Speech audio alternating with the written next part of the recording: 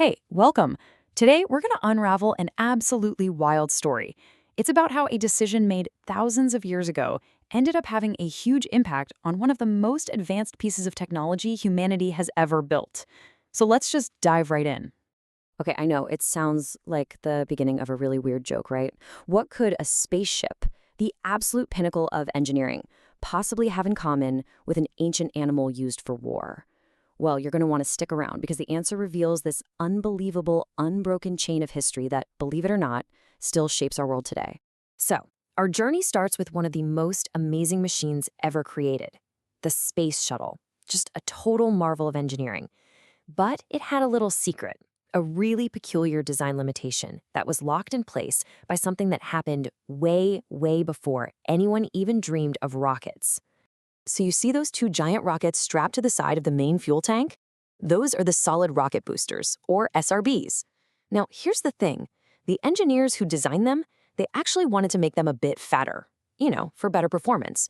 It makes perfect sense, right? More fuel, more power. It's such a simple question, but the answer is shockingly complicated. I mean, they had the technology, they certainly had the desire, but something was physically stopping them. What on earth could possibly get in the way of designing a spaceship? Well, the answer wasn't up in the stars, it was right here on the ground. To crack this puzzle, we have to look at something a lot less glamorous: logistics. I mean, how do you even get two colossal rocket boosters from the factory where they're built all the way to the launch pad? You can't just throw them in the back of a pickup truck. Turns out the SRBs were made by a company way out in Utah, and the launch site, as we all know, is at Cape Canaveral, Florida. So the only realistic way to move these enormous things clear across the country was by train. And right here, this is our first huge clue. That train ride from Utah wasn't just a simple trip across the flat plains. The railway line had to pass through a tunnel that was literally carved into the Rocky Mountains, a very specific, very solid, and very, very unchangeable tunnel. So get this, the absolute widest the rocket boosters could be was determined by the width of that tunnel. And the width of the tunnel, of course, was determined by the width of the railroad tracks running through it. All of a sudden, a problem from the space age boils down to 19th century infrastructure. This brings us right to the heart of this whole mystery. The width of some railroad tracks became the single biggest design constraint for the space shuttle's boosters. But why are train tracks that specific width to begin with? The standard railroad width in the US, and actually in a lot of the world, is 4 feet 8.5 inches. I mean, what a weirdly specific number. It's not a nice round 5 feet. It's not some clean metric number. So where on earth did it come from? Well, the answer is actually across the Atlantic. The very first railroads in the United States were built by English immigrants. And what standard did they use? Well, they just used the one they already knew from back home in England, which had been in use for the tramways there for years. They just brought their standards over with them. Okay, so why were the English tramways that particular width? Well, it's pretty simple actually.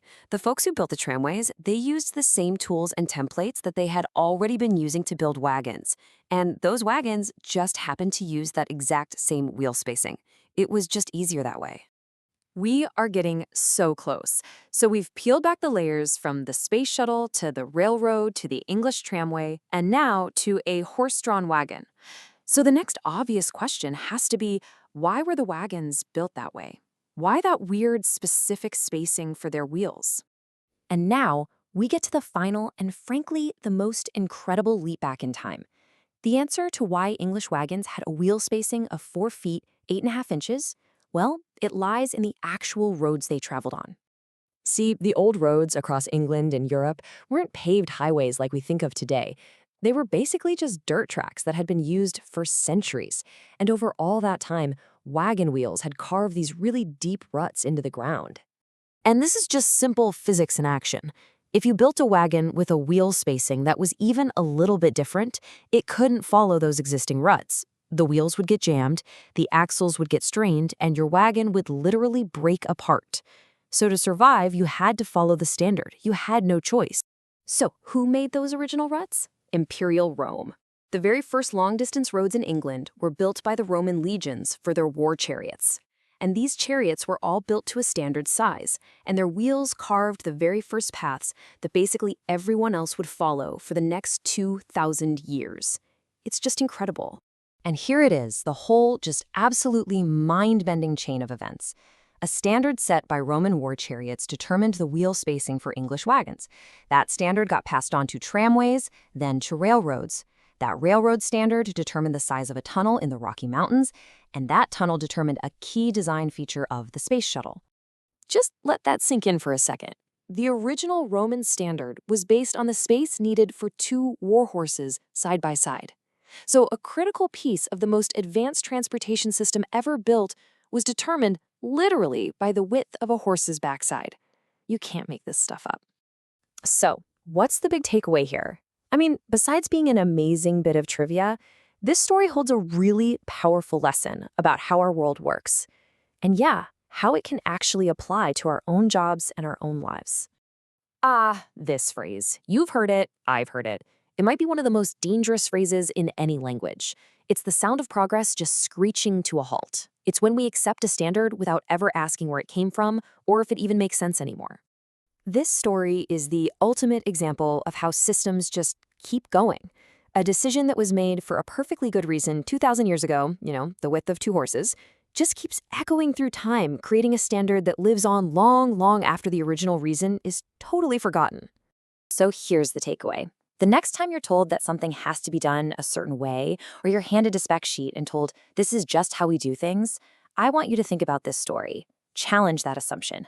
Ask why. You might just discover there's an ancient, irrelevant reason holding you back. And that's really the final thought I want to leave you with. In our work, in our habits, in the way we think, what are the invisible, ancient ruts that we're all following without even questioning it? And more importantly, what could we achieve if we just dared to break out of them? Thanks for joining me.